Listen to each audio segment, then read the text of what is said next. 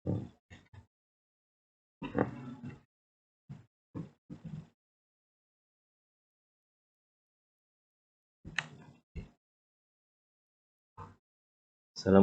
warahmatullahi wabarakatuh.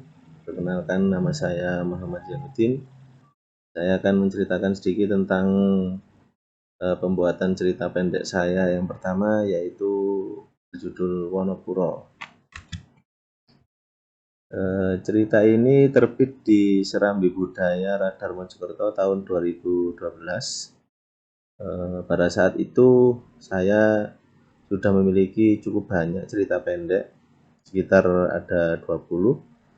Namun dan itu saya kirimkan ke Radar Mojokerto supaya harapan saya supaya bisa diterbitkan. Ternyata cerita pendek yang saya kirimkan itu tidak ada yang terbit sama sekali, sehingga saya mengikuti suatu semacam perkumpulan, satu komunitas namanya Kedai Suket di Jombang dulu ya. Kemudian saya itu berdasarkan dari informasi dari teman saya satu angkatan di S1 CKIP Jombang.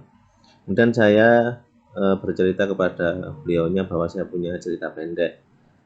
Kemudian beliaunya ingin melihat cerita pendek saya dan saya tunjukkan cerita pendek saya yang berjudul Wonopuro. Nah, pada waktu itu beliau mengatakan bahwa cerita pendek sampean ini sudah memiliki dua hukum cerita pendek, yaitu menghibur dan mendidik.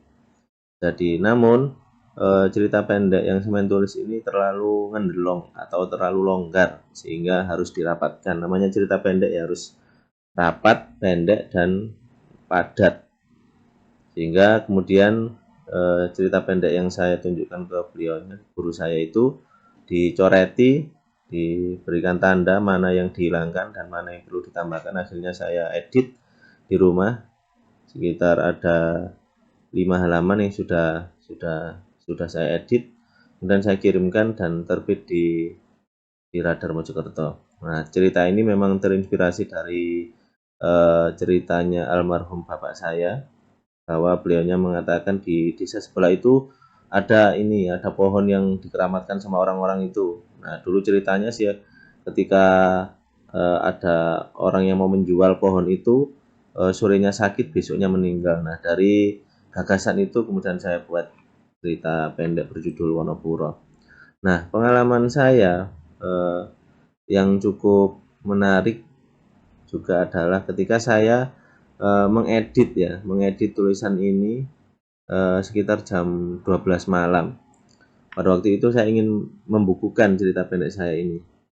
Nah, pada saat saya mengedit cerita pendek ini, tiba-tiba pintu kamar saya itu seperti didobrak orang, dan itu sampai 2 kali, yang akhirnya membuat saya ketakutan dan meloncat ke tempat tidur dan langsung tidur pada waktu itu. Karena saya lingak-linguk, tidak ada orang tua saya masih ada bapak itu dulu itu saya lihat tidur, kemudian ibu juga tidur, dan yang lain juga tidur, tapi kok tiba-tiba pintu saya seperti didobrak orang.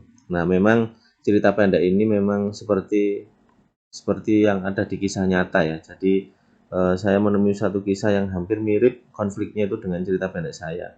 Jadi orangnya itu meninggalnya itu ya matanya melotot, kemudian seperti kejang-kejang gitu, kemudian ya seperti di cerita pendek saya yang intinya bahwa orang yang menjual pohon ini sebelum meninggal itu dia itu matanya melotot, kemudian kejang-kejang dan seterusnya itu. Dan kok tiba-tiba hal itu juga kejadian dengan yang ada di dunia nyata. Nah, itu yang saya mungkin tidak habis pikir, akhirnya saya ketakutan meloncat ke tempat tidur.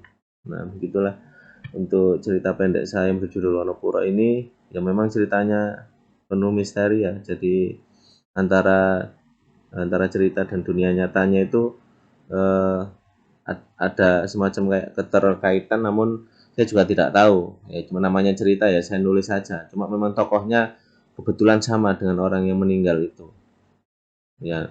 Saya telisik, saya tanya-tanya, ternyata orang itu memang punya ilmu kanuragan, sehingga sebelum meninggal itu perlu dilepaskan atau perlu dikosongkan ilmunya supaya tidak menghambat jalannya pada saat dia meninggal dunia. Saya kira itu penjelasan saya yang singkat ini terkait dengan cerita pendek saya yang pertama Wonokuro. Kurang lebihnya mohon maaf. Saya akhiri. Assalamualaikum warahmatullahi wabarakatuh.